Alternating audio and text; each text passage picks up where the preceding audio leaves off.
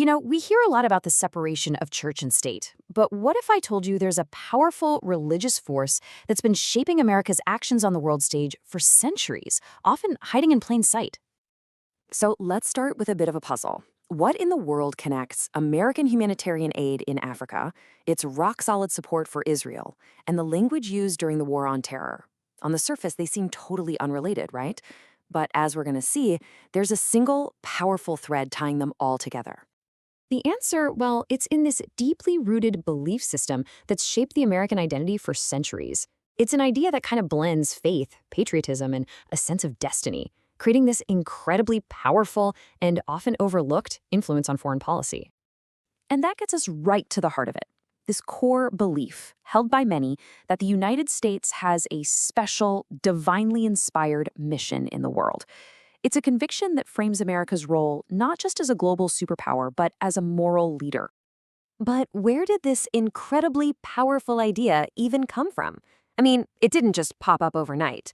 To really get its impact today, we've got to go back and trace its roots through some of the most pivotal moments in American history. As you can see, this whole idea was forged in the fire of religious revivals back in the 18th century. It was then solidified during the fight for independence, and later it took on this massive global dimension during the Cold War. Each of these eras added another layer to this really unique worldview. The Great Awakenings, you gotta picture these incredible waves of religious passion that just swept through the American colonies. And here's the crucial part. Before this was a political philosophy, it was a spiritual one. The idea that you as an individual had a direct line to God also meant you had the right and maybe even the duty to challenge earthly powers you thought were unjust. So this fusion of religious individualism and political ideals, it cooked up this incredibly potent concept, American Exceptionalism. It's this core belief that the U.S. isn't just another country, but one with a unique destiny to be a kind of beacon of liberty for the rest of the world. And this quote just nails it.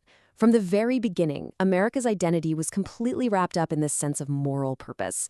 This wasn't just about building a country, it was about taking on a global mission. Okay, so you have this powerful core belief, but how does an idea actually turn into action? Well, it grew and it branched out, directly influencing real, tangible foreign policy decisions all over the globe. All right, branch number 1 is humanitarianism. Faith-based groups, especially evangelical organizations, are right there on the front lines of American foreign aid. They run everything from hospitals in Africa to schools in Latin America, often with U.S. government backing. And all this work becomes a really powerful way of exporting American values and culture. And this is a perfect example of what experts call soft power. Instead of using military force or hard power, this is about shaping the world through attraction and persuasion. That humanitarian work, driven by faith, becomes a key tool in America's diplomatic toolkit. The second branch is way more direct, political lobbying.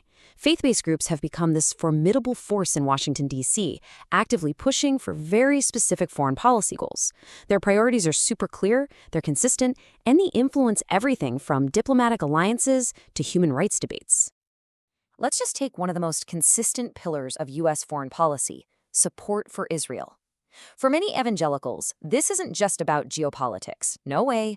It's rooted deep in theology and biblical prophecy, which makes it a non-negotiable moral and spiritual imperative. The third branch kind of shifts us over toward hard power. This is where you see religious and moral language being used to frame global conflicts, transforming these really complex geopolitical issues into a much more straightforward, almost epic struggle between the forces of good and the forces of evil. So to see how all these different branches, the humanitarian work, the lobbying, the rhetoric, can all come together in a really powerful way, let's look at a recent example that pretty much all of us remember, the War on Terror. In the wake of the 9/11 attacks, the whole country was in a state of shock and grief, and the Bush administration responded with rhetoric that drew heavily on that deep-seated American tradition of framing crises in these starkly moral and spiritual terms. And this quote, wow, this is probably one of the most famous examples. The term axis of evil isn't neutral geopolitical language. Not at all. It's deeply moral. It frames the conflict not as a disagreement between nations, but as a battle against a malevolent evil force. Now, that kind of language, it really resonated with the evangelical worldview. It provided a powerful moral justification for military interventions in Afghanistan and Iraq. They were framed not as invasions, but as missions to liberate people and spread the values of freedom and democracy, values that were often explicitly linked to Christian ideals. Think about it. One nation in that axis, Iran, became a particular focus, and this good versus evil framework, born from that deep-seated moral worldview, helped solidify a hardline U.S. policy towards the country for years, which just goes to show you the long-term impact of this kind of rhetoric.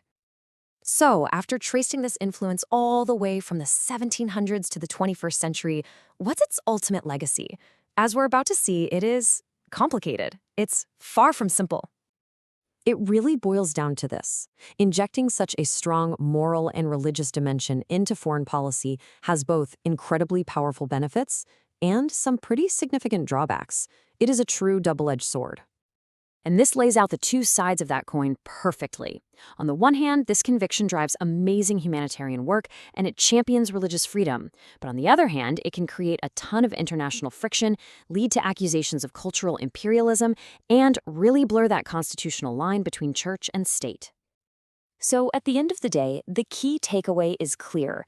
Whether you see its influence as a positive or a negative, this powerful sense of a unique moral mission has been and continues to be a major engine driving American foreign policy.